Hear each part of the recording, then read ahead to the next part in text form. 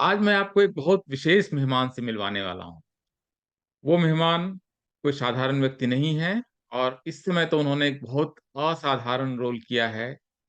19 जनवरी को रिलीज़ होने वाली फ़िल्म ओरिजिन में उन्होंने बाबा साहब डॉक्टर भीमराव अंबेडकर का रोल किया है। मिलिए डॉक्टर गौरव पठानिया से, जो ईस्टर्न मेनानाइट यूनिवर्सिटी वर्जीनिया में सोशियोलॉजी और पीस बिल्डिंग के असिस्टेंट प्रोफ़ेसर हैं। स्वागत है प्रोफ़ेसर, कैसे हैं आप? दिलीप जी, जय भीम आपको। और सबसे पहले तो आपको और सारे दर्शकों को आज 14 जनवरी को नामांतर आंदोलन की 30वीं सालगिरह पे सब बहुत-बहुत बधाई हो। जैसे आपको पता होगा कि 1994 में आज ही के दिन मराठवाड़ा यूनिवर्सिटी का नाम बदलकर B R. Ambedkar university Marathwada university रखा गया था। और इस 20 साल चले इस आंदोलन में लगभग 27 लोगों की जान गई थी, जिसमें एक बच्चे के सिर पे भी गोली मारी गई थी पुलिस के द्वारा। तो आई थिंक तो उसका पूरा उसमें इतने अम्बेडकरी साथियों की शहादत थी, तो मैं उन सबको नमन करते हुए, सबको जय भीम करते हुए और आप सबको मुझे अच्छा लगा दिलीप जी आपने याद किया।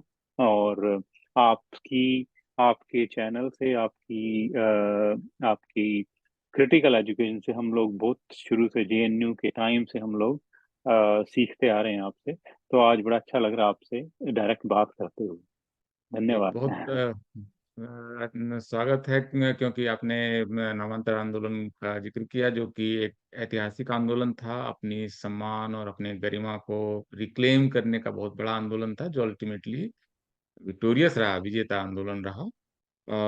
उसको उस आंदोलन के तमाम शहीदों को याद करते हुए हम अपनी चर्चा शुरू करते हैं।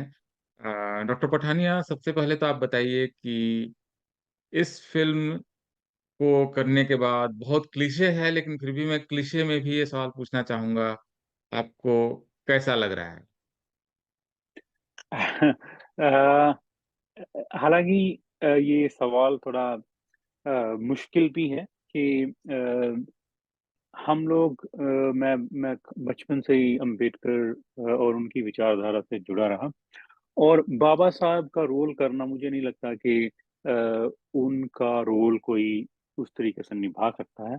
हम लोग उनसे प्रेरित हुए बचपन से, और मेरे फादर भी अम्बेडकराइट रहे काफ़ी लंबे टाइम से।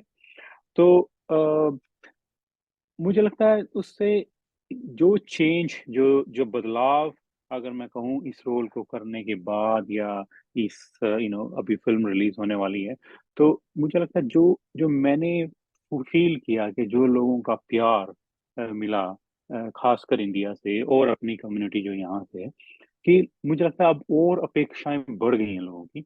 और मेरा एक निजी जो मुझे एक कहते हैं कि जो प्रॉमिस अपने आप से एक वादा, कि अभी मैं और शिद्दत से समाज के उन कामों को करना है जो कि बाबा साहब ने हमें बताए थे और जो हम लोग कर रहे हैं, लेकिन अभी उसको और शिद्दत से करना है। लिख जैसे हमारा लेखन का काम है, तो लेखन को हम और ज़्यादा ज़िम्मेदारी से कर पाएँ। और मुझे लगता है काफ़ी चीज़ें जो है जो हम लोग हालाँकि कर रहे थे, लेकिन इस रोल को करने के दौरान मुझे रियलाइज़ हुआ कि भई ये रोल करना और इसके बाद अ, यू नो इसके बाद का जो फ़ेज़ है, it's not a simple life afterwards. कि लोगों का राइट। बहुत, मैं खुद से रोज़ ये सोचता हूँ कि आज मैं क्या बेटर कर सकता हूँ अपनी लाइफ़ में, कि हम लोग चाहे बाबा साहब का अगर 1% भी कुछ कर पाएँ, तो आई थिंक ये एक बड़ी शिक्षा जो हम ले सकते हैं इस मूवी से। राइट, बिल्कुल, मुझे लगता है कि बहुत महत्वपूर्ण है। बाबा साहब को श्रद्धांजलि देने का किसी भी एकेडमिशियन का सबसे अच्छा तरीका यही है कि वो बहुत शानदार अपना काम करे। ख़ास करके आप तो सोशियोलॉजी में हैं और आपका काम बहुत महत्वपूर्ण भी है। आपकी पीएचडी थीसिस भी बहुत एक तरह से नज़रें खोलने वाली है, नया नए एक तरह से एंट्री पॉइंट्स देती है सारी चर्चाओं में। एक तो मैं आपसे दूसरा प्रश्न ये पूछना चाहूँगा कि आप एक छोटी-सी यात्रा पर आप ले चलें हमारे दर्शकों को, कि ये जो फ़िल्म है वो क्या फ़िल्म है ओरिजिन, जो अभी 19 तारीख को, 19 जनवरी को जिसका वर्ल्ड वाइड रिलीज है, ग्लोबल रिलीज है। अमेरिका में तो मैं जहाँ हूँ यहाँ पर बहुत बड़े बड़े उसके सिनेमा घर में पोस्टर्स लगे हुए हैं। सबसे बड़े पोस्टर्स मैंने देखे कि ओरिजिन हुँ, फिल्म के ही हैं। हुँ, हुँ, तो इस फिल्म की अपनी जर्नी क्या है, क्या क्या है ये फिल्म? हुँ, हुँ, हुँ, हुँ। जी, दिलीप जी, इस कई मायनों में अगर देखा जाए तो ये एक बड़ी यूनिक मूवी है। यूनिक इन द सेंस कि पहले आपने जब देखा होगा 2 साल पहले जब इसका एडवर्टाइज़मेंट आया, तो उस टाइम बड़ी न्यूज़ इंडियन मीडिया छाप रहा था कि नेटफ्लिक्स ने फंड किया ये वो, and it was actually in the initially it was in the contract with Netflix. तो लेकिन एवा का जो नज़रिया था इस बुक को लेके, और क्योंकि इज़ाबेल उनकी फ्रेंड हैं, एंड वो एक जस्टिस करना चाह रही थी इस बुक का और इस थीम का। और आपने तो मूवी देखी है आपने, तो अगर इसका एक जो मेजर इसमें जो जिसमें एवा को सबसे ज़्यादा इंटरेस्ट था कि while writing this book Isabel जो है ये बुक लिखते वक़्त विदिन लाइक 1.5 साल के अंतराल में उनकी उनकी अ, उनके उनकी मदर की डेथ हो गई, उनके हस्बैंड चले गए, उनकी सबसे क्लोज़ेस्ट फ्रेंड जो उनकी कज़िन थी, वो चली गई। तो मुझे लगा ये जो स्टोरी और ये जो स्ट्रगल, जो इससे मुझे लगता है जो डायरेक्टर एवा डूवर ने वो ज़्यादा इससे प्रभावित हुई कि ये, और इसी के दौरान वो इतने बड़े सीरियस थीम जैसे रेस, कास्ट और होलोकॉस्ट को समझ रही है। आई थिंक ये सारा जो उनको इतना प्रभावित किया कि उन्होंने इस मूवी के लिए बहुत सारी जो इंडिपेंडेंस उनको चाहिए थी, वो मुझे लगता है नेटफ्लिक्स और इनसे नहीं मिल पा रही थी, क्योंकि ये पहली मूवी है जो बिना किसी स्टूडियो के बनी है।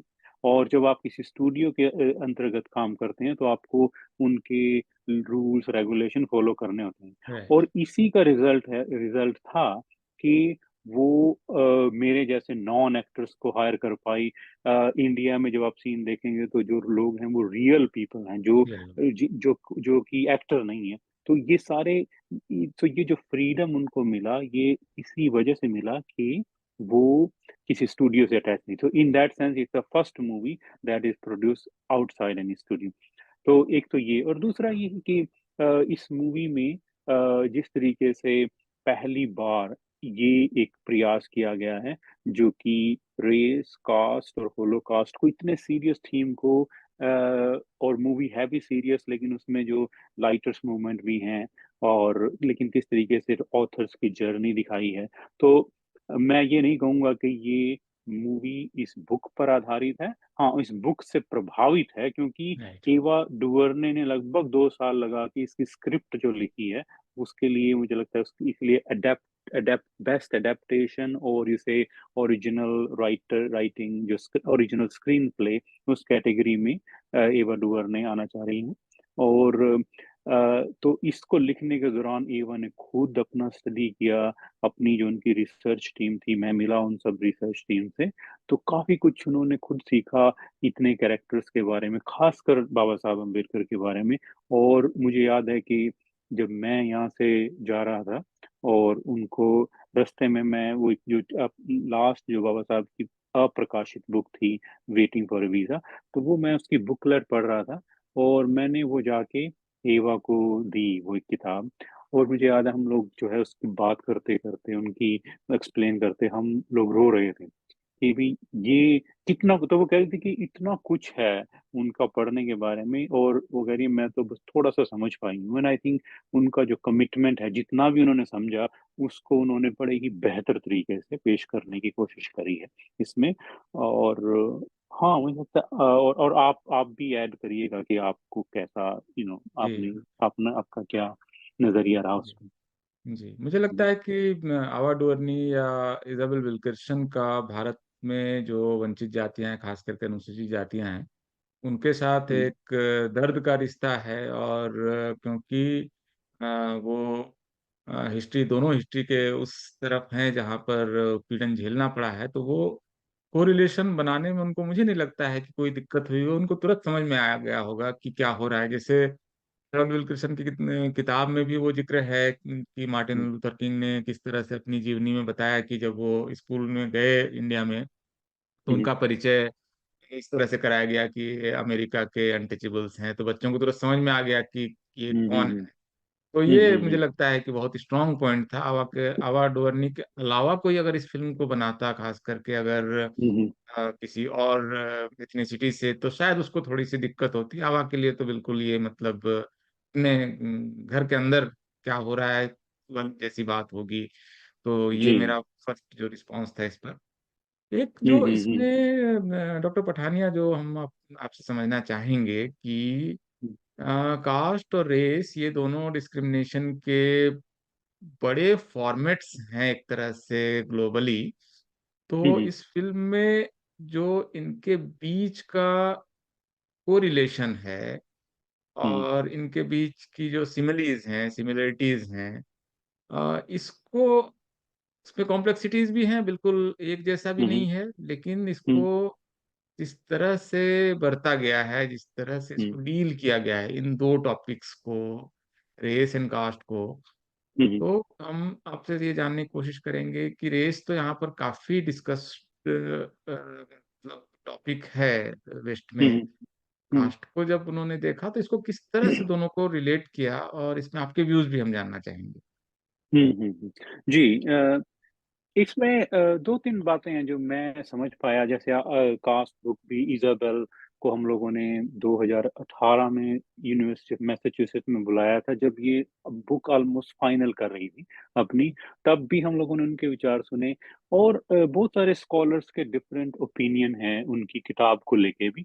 लेकिन मुझे लगता है जो मूवी उसपे ये बना ओरिजिन, उसमें अ, हालाँकि ये मूवी को अगर हम एक लाइन में कहें तो it's a authors biopic, author exactly, की बहुत जर्नी अच्छा है। आपने टर्म दिया है, जी। जिससे ऑथर्स हुँ, लेखक की जीवनी है ये, उस जी। प्रोसेस के को बताती है। यस, हाँ, और एक पर्टिकुलर टाइम पीरियड उनकी जो लाइफ़ का जो as an established Pulitzer prize winner author, and उसकी जर्नी, उसके बाद की क्या स्ट्रगल हैं।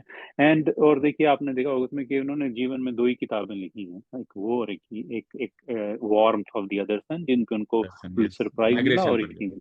जी, तो मुझे लगता है अगर हम लोग इसको एक्चुअली डीपली समझें ऑथर की साइकोलॉजी को, कि वो क्यों इतना ज़्यादा इस पे जाति या होलोकॉस्ट की के कॉन्सेप्ट उसके दिमाग में आए, क्योंकि पहली किताब में वो पूरा इस इश्यू को इतना डेप्थ में डील कर चुकी थी, जो रेस का इश्यू है। यस, क्योंकि ये साउथ साउथ माइग्रेशन पे उसमें उन्होंने करीब-करीब जो है 1000 से ज़्यादा लोगों के इंटरव्यू करके वो किताब लिखी थी।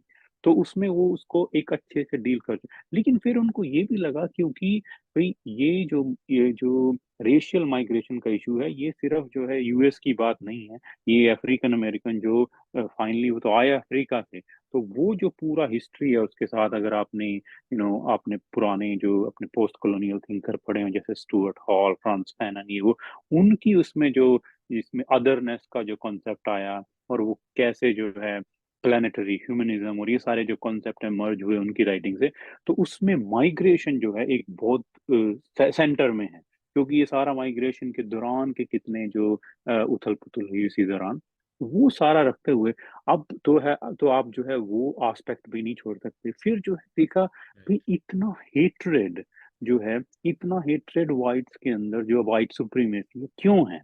और इसको हम लोग क्या कंपेयर कर सकते हैं? तो जब उन्होंने ये होलोकॉस्ट का देखा, अच्छा, कास्ट के बारे में पढ़ा, अम्बेडकर की जब राइटिंग्स देखी, क्योंकि अभी आप देख ही रहे हैं कि पिछले 20 साल में बहुत सारी राइटिंग्स लिखी गई, खासकर डर्बन कॉन्फ्रेंस के बाद, कि कास्ट रेस को कंपेयर करने की। तो अब कोई भी लेखक अगर लिख रहा है रेस पे, तो उसको ये कम से कम उनके सामने आई होंगी ये राइटिंग। तो उसमें से उन्होंने देखा भी क्या सिमिलैरिटी है और क्या डिफरेंस है। तो आई थिंक उन्होंने सिमिलैरिटीज पे फोकस करते हुए उसमें डिफरेंस पे ज्यादा फोकस नहीं, मुझे लगा सिमिलैरिटीज पे उन्होंने ये फोकस करते हुए, उन्होंने जो ओवरऑल अगर मैं कहूँ कि इन सारी जो ये ग्लोबल जो डिस्क्रिमिनेशन है, जो जाति को या रेस को समझने की जो रेस की या नस्ल की अवधारणाएँ हैं, उनको एक साथ जोड़ा, उनको कलेक्ट किया, और मुझे लगता है फ़िल्म इन्हीं अनुभवों को, सारे सारे अनुभवों को जोड़ के ये समझने की कोशिश कर रही है कि ये पूरा ग्लोबल, क्योंकि अब 21st सेंचुरी में आप जो है ग्लोबलाइज, एक तरह से हम लोग सब ग्लोबल कम्युनिटी के पार्ट हैं। कोई बंदा कहीं भी रह रहा हो, चाहे वो इंडिया में कहीं या कहीं किसी छोटे से गांव में भी बैठा है, कोई ना कोई उसका रिश्तेदार किसी दूसरे देश में है। तो मतलब हम लोग ग्लोबली कनेक्टेड हैं, तो ये प्रॉब्लम्स भी जो है वैश्विक हैं, ग्लोबल हैं। तो मुझे लगता है इन सब को करते हुए विल्कर्सन जो दावा करती हैं कि जैसे वो कहती हैं भी रेस जो है आज के टाइम में ये एक लेबल है, और लेबल जो है ये ऐसा नहीं है कि ये राइट लेबल है, लेकिन हम लोगों ने लेबल लगाए हुए हैं, कंटेनर्स हैं, जैसे करे वो एवा भी कहती हैं कि ये कंटेनर्स हैं, जैसे हमने उस पर लेबल लगाए हुए हैं, कोई ब्लैक वाइट ब्राउन ये सब।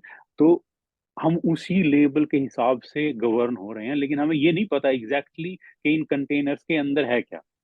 भाई ये तो नहीं है कि भाई सारे ही व्हाइट गलत हैं या सारे ही जो है ब्राउन गलत हैं या सारे ब्लैक, लेकिन उनके अंदर क्या है, हम लोग वो जानने की कोशिश नहीं करते, हम लोग इस लेबल में ही उलझे हुए हैं, इसीलिए हम्म। कोई अपर जाति और इसमें। तो मुझे लगता है तो ये जाति या रेस हमारे सामूहिक जो जो क्या बोलते हैं कलेक्टिव कॉन्शियसनेस, जो सामूहिक मानस जो है उसमें बहुत जो गहराई में एक ये जो डिस्क्रिमिनेशन जो बसा हुआ है उस पे चोट करती है ये मूवी। और एक मुझे और इंटरेस्टिंग, अगर आपने आप देख जब भी आप लोग देखेंगे मूवी को, कि US race, holocaust, Germany, India, जाति, और उसमें बाद में एक सॉन्ग ऐड किया है जिसमें आई एम स्टैन वॉकर का एक सॉन्ग है, वो न्यूजीलैंड के मारोवी ट्राइब का है। तो आप एक इस हिसाब से देखें तो आप ये मतलब मुझे लगता है हॉलीवुड की सबसे ग्लोबल जो मूवी है वो ओरिजिन मूवी है, जिसमें कितने ट्राइब्स और कितने डिस्क्रिमिनेशन को एक साथ इन्होंने पिरोने की कोशिश करी है। चार तो सब इस कॉन्टिनेंट तो इसमें दिख ही रहे हैं मुझे। एक तो हाँ जी। मतलब नॉर्थ हुँ, अमेरिका, अफ्रीका, यूरोप और एशिया, हुँ। ये चार की जर्नी तो इस फिल्म में बहुत साफ साफ दिख ही रही जी, है। और जो चीज जी। मुझे लगा डॉक्टर पठानिया की, एक तरह से रेस की जो थ्योरीज हैं उसको हुँ, वो जाकर जर्मनी में जब देखते हैं कि वाइट्स और वाइट्स के बीच का जो डिस्क्रिमिनेशन है उसको डिकोड करने में रेस की थ्योरी फेल होती है, तब हुँ, शायद हुँ। मतलब ये क्वेश्चन आता है कि इसको थोड़ा सा और बियॉन्ड देखा जाए। This might be only the infrastructure, और इस इंफ्रास्ट्रक्चर के अंदर जो हुँ, फाउंडेशनल इश्यूज हैं वो शायद कास्ट है, क्योंकि वो जी, हायरार्की जी। दे रहा है, हुँ, डिस्क्रिमिनेशन हुँ, दे रहा है, प्यूरिटी हुँ। इम्प्योरिटी दे रहा है। तो बहुत सारे कॉन्सेप्ट्स जो है वो जी। कास्ट से ही समझ में आएगा, वरना तो दो वाइट्स फिर के एक दूसरे को कैसे डिस्क्रिमिनेट कर रहे हैं, बिकॉज जी, एक जी। अदरनेस है जो आपने कहा। और हाँ, स्टुअर्ट हाँ, हाँ। हॉल वगैरह ने इस पर काफी काम किया है। एक और तो इसमें एक आप दिलीप जी इसमें सॉरी। आपने व्हाइट वाइट का एग्जांपल दिया, आप इसमें इनफैक्ट जो अफ्रीका में जितने जेनोसाइड हुए, तो वो विद इन आपस में ही जो ब्लैक हो रहे ब्लैक हैं, का अभी भी हो स्ट्रगल रहे हैं, यस। है ना, और अभी भी हो रहे हैं, तो आपस में कितने बड़े-बड़े जेनोसाइड वही हुए। सिर्फ तो आप सिर्फ ये स्किन कलर से उसको समझना मुश्किल है, उस जी, हेट्रेड को। जी, जी। जी, जी, जी, जी। और भारत में भी तो लगभग एक ही स्टॉक, रेशियल स्टॉक तो एक ही है। मतलब एक हाँ, हाँ। पंजाब में एक शेड्यूल कास्ट के आदमी का पंजाब के एक जाट के साथ रेशियल स्टॉक में तो कई बार हुँ। फर्क नहीं भी हो सकता है, इसके बावजूद हेट्रेड हो सकता है जी। कि उनके बीच हो। या हुँ, हुँ, इवन हुँ, हुँ। साउथ का एक ब्राह्मण भी हो सकता है, वो डार्क कलर का हो, और हो सकता है कि जो शेड्यूल कास्ट वो भी लगभग एक जैसा हो, तो भी हुँ, हुँ, हेट्रेड हो हुँ। सकता है। हाँ, हाँ, बियॉन्ड दैट हाँ। एक्चुअली, नॉट, हुँ, इट्स तो नॉट अबाउट मतलब ये सिर्फ यहाँ पे नहीं है है, मतलब इट्स देयर इन इसके आवर अंदर, यस। माइंड, है ना? और हाँ, साहब उसको ने भी जैसे डिकोड कहा है इसको जी, लेकर जी, काफी जी, कुछ, है ना? यस। मतलब कितनी किताबें भी लिखी हुई है, कास्ट ऑफ माइंड्स। हम लोग एक ग्रुप चला रहे हैं माइंड्स ऑफ कास्ट करके ओह एक, तो क्योंकि नहीं, जिसमें कि ये this is the issue of बहुत मेंटल हेल्थ बेसिकली, कि बिल्कुल समझना ये जरूरी। ये हमें कहते हैं कि कितना डीप डाउन है, लेकिन यस, हम हमारी चेतना जो है उतना उस लेवल तक नहीं पहुँच पा रही कि हम लोग उस पे हमारे अंदर उतना ताकत नहीं है कि हम लोग अपनी जो है आइडेंटिटी को एक्सप्लोर कर पाएँ, अपने राइट, प्रिविलेज को चैलेंज कर पाएँ, और इसीलिए ये it's an issue of mental health. और मुझे लगता है राइट। भारत भारत जैसे देश में ये इतनी व्याप्त है बीमारी, और और उसको कोई वही क्वेश्चन करने वाला नहीं। वही 6 6 साल का छोटा बच्चा स्कूल में जाके मिड डे मील खाने से मना कर देता है कि किस किस हुँ, जात की हुँ। महिला ने बनाया है, मतलब किस लेवल की जी। वो मतलब हुँ, प्राइमरी सोशलाइजेशन में घुसा हुआ है। एक हुँ, सवाल डॉक्टर हुँ। पठानिया की, इस फिल्म में एक तो बाबा साहब का जो जीवन है हुँ, वो क्योंकि बाबा साहब पर फिल्म नहीं है, ये एक बहुत एक हुँ, ग्लोबल फिल्म है, लेकिन फिर भी हुँ, बाबा साहब इसमें आइडियोलॉजिकल एक तरह से बेसिस भी प्रोवाइड कर रहे हैं इस फिल्म को। तो हुँ, वो उनका बचपन है जो मुझे दिखा, और फिर उस उनका, बल्कि आप बताइए कि बाबा साहब का रोल जो है वो किस रूप में सामने आया है इसमें। मुझे लगता जैसे अगर मैं कहूँ कि this is the it's an introductory portrayal, है ना? कि उनका जो है बिल्कुल ही एक तरह से अ, एक एक शुरुआत करी है कि भई उनको उनको उनको प्रेज़ेंट करना सिर्फ़, उस तरीके से मुझे लगता है ये। और आपने देखी है कि वो कितनी पावरफुल तरीके से छोटा-सा रोल, थोड़ी-सी देर का, लेकिन किस तरीके से उन्होंने बहुत ज्यादा दिखाया है और इम्पैक्ट उसपे बिल्कुल।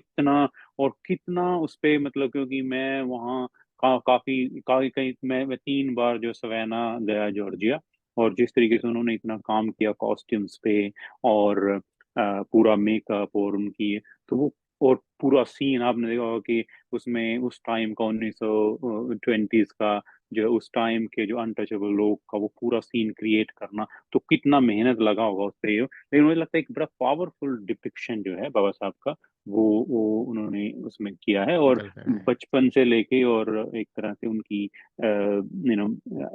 मिडल एज तक का उन्होंने ये दिखाया, क्योंकि आई थिंक जो उनका पॉपुलर इमेज है वो मिडल एज का इमेज है, जो आप गूगल पे उस पे देखते हैं। तो उस मामले में मैं देखता हूँ कि एवा डुवर्ने ने बहुत ही जस्टिस किया है उस छोटे से रोल के साथ, और उसको लार्जर देन जो लाइफ फिगर है बाबा साहब का, वो दिखाने में उन्होंने मतलब कोई कमी नहीं छोड़ी। यस, एक मतलब अब ये एंट्री पॉइंट है जहाँ से आगे चीजें और आगे जा सकती है, खास करके बाबा साहब की एक बहुत पावरफुल इमेज जो उनकी स्टैच्यू को केज के अंदर में रखना, जिसको सूरज एंगडे फिल्म में बता रहे हैं हुँ, कि हुँ, क्यों हुँ, इनको मतलब केज के अंदर रखा गया है, ये अपने आप में ही बहुत हॉन्टिंग इमेज जी, है जो मुझे लगता है लोगों हाँ, को बहुत वर्षों तक याद रहेगी। आप हुँ, जब हुँ, खास करके आपके रोल में जब बाबा साहब या बाबा साहब के रोल में आप जब भारत लौटते हैं, तो वो एक बहुत यादगार दृश्य है जब वो अपने लोगों के बीच होते हैं और उनके बीच वो जब मूव करते हैं, मतलब वो चलते हैं उस वो भी बहुत ही पावरफुल इमेज है जो याद रखने वाला है। और एक तरह जी, से बाबा साहब ने इस फ़िल्म को बनने के पूरे प्रोसेस में भी एक तरह से, जो किताब जब लिखी गई तब भी उसमें रोल है। एक जो इसमें हुँ, बहुत इम्पोर्टेंट मुझे लगता है कि अंडरलाइन करने वाली बात है, डॉक्टर गौरव आप मुझे करेक्ट कीजिए। इज़ाबेल विल्किंसन ने भी और आवा डुवर्नी ने भी हुँ, हुँ, भारत के समाज को आमतौर पर देखने का जो तरीका है, जो मतलब वो बोगले से लेकर डुमो तक और बाकी सारे लोगों ने जो किया, उन्होंने हुँ, दुनिया भारत को समझने के लिए, समाज को समझने के लिए वो स्क्रिप्चर्स की तरफ गए, टेक्स्ट की तरफ गए। इवन मैक्स वेबर भी हैं, वो टेक्स्ट की तरफ जाते हैं। और वो टेक्स्ट जो उनको मिलता है वो आमतौर पर जो जिसको अपर कास्ट बहुत हुँ, हुँ, एक क्रॉस टर्म बोलते हैं, वो वहां से लेते हैं सारा कुछ। इवन जी, कास्ट वगैरह को जो हुँ, समझने के लिए सबल्टर्न स्टडीज हैं, तो वो पार्थो या इनके तरफ या हुँ, शाहिद अमीन या ज्ञान पांडे की तरफ लोग जाते हैं। तो भारत को अभी हुँ, तक वेस्ट जो देख रहा था, वो अपर कास्ट की लेंस से देख रहा था। एक हुँ, तरह हुँ, से पहली बार इलाजुल विल्किंसन की किताब के मैं जब रेफरेंसेस देख रहा हूँ, तो उन्होंने हुँ, ज्यादातर कोशिश की है कि शेड्यूल कास्ट के लोगों से या अंडर क्लास के लोगों से बात की है। इस हुँ, फिल्म हुँ, में भी वो इसी तरह से दिख रहा है। तो क्या आपको लगता है कि आपने भी क्या इसको नोटिस किया कि इन दोनों, दो जो मतलब एक लिटरेरी और एक फिल्म प्रोडक्शन हुँ, है, हुँ, उसमें जी, ये जी। चीज आपको क्या नजर आई? हाँ। जी, जी, जी, दिलीप, आई थिंक मुझे एक तो ये है कि जब एक डायरेक्टर इस तरीके से सोचते हैं, तो उनके उनके जो मीडियम है समझने के, ऑफ़ कोर्स टेक्स्ट तो है ही है कि उन्होंने पढ़ा, लेकिन as a director, as a film director, she was more inspired by the available films, which is actually the directors are producing. मैं और आप भी शायद इससे एग्री हो, जब मैं वो देख रहा था कुछ सीन, जब इंडिया के सीन आते हैं, तो मुझे ओरिजिन के वो सीन देखते हुए मुझे नागराज मंजूले की फेंड्री मूवी याद आ रही थी यस। 2013 में।